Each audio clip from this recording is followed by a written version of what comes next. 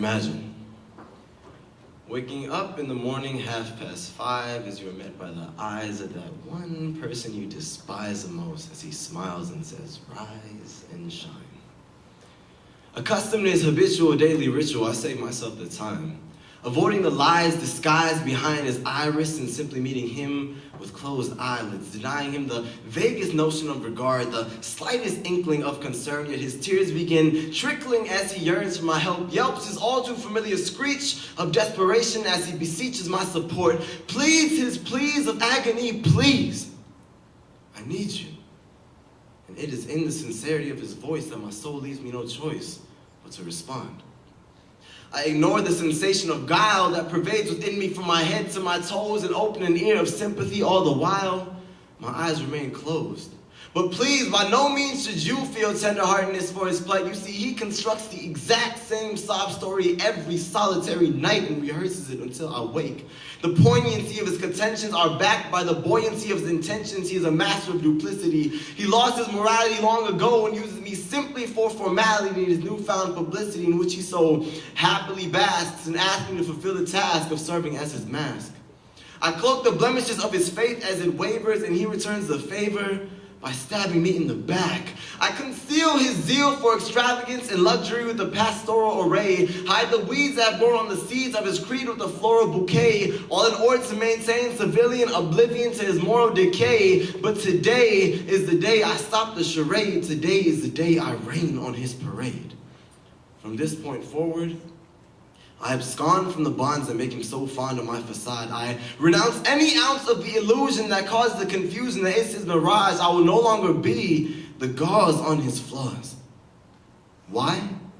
Because his aimlessness is matched only by his shamelessness.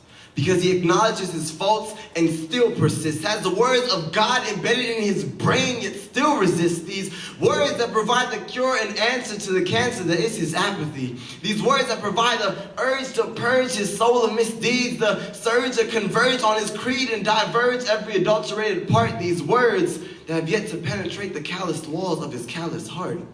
Instead, he falls prey to the devil's tactics and journeys through life tactless. His iconoclastic mentality has left me flabbergasted and utterly confounded. How can he neglect established ideals for ones that are unfounded? Behind the blinds of my eyelids lie my eyes astounded as they question if Allah hadn't blessed him to be born on Islam, would he have found it? Because anytime good comes one way, you find him going the opposite way, representing the true teachings of Islam only on opposite day, and he claims to want to change the world, to start a movement, points the finger at the man when three beg him for self-improvement, preaches abstinence and finds himself indulgent in amusement, seeks inclusion into circles from which he once sought exclusion. What devices of delusion and confusion are we called? Humans. Yet as much as he loves to hate me, I hate to love him. My chastisement of him stems only from my desire to see him flourish and shine. I seek a panoramic panacea for a narrow-minded mind, for a hollow heart and shallow soul, hoping I can find a vessel of reform to weather his storm and hitchhike a ride, to better his ways, alter his waves, and embrace a turning tide. But he flagrantly revels in his pride, a vagrant who takes the devil as his guide, and I stand disheveled on the side of his fast lane, holding the signs and cups of hope, begging for change, yet he remains adamant in his recalcitrance.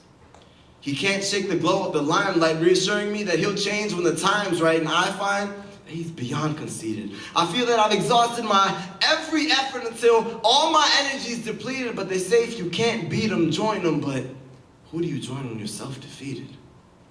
You see, this morning, when the cycle of his cunning restarted, I decided to put an end to his nonchalance. And when I confronted him, it was stunning to find that I received no response. Enraged, I disengaged the restriction on my eyes and made myself a little clearer, and I wish I hadn't. Because nothing could assuage the pain I felt when I found myself gazing into a mirror.